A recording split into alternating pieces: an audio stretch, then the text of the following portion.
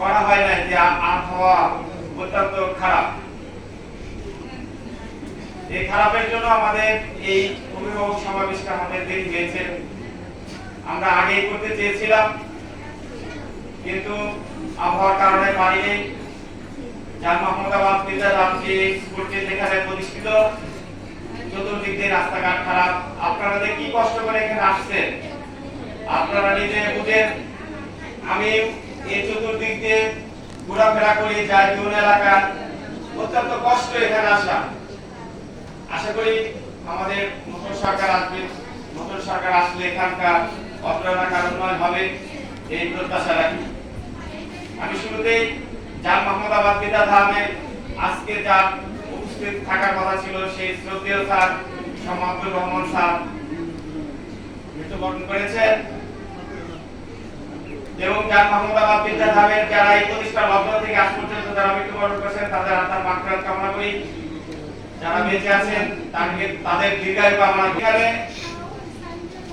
SSC আগামী পরীক্ষা ছাত্রছাত্রীদের 2026 সালে এসএসসি পরীক্ষা অনুষ্ঠিত হবে, সেই বিষয়ে আপনারা আমাদের সাথে কথা বলবেন, আমরা কথা বলবো।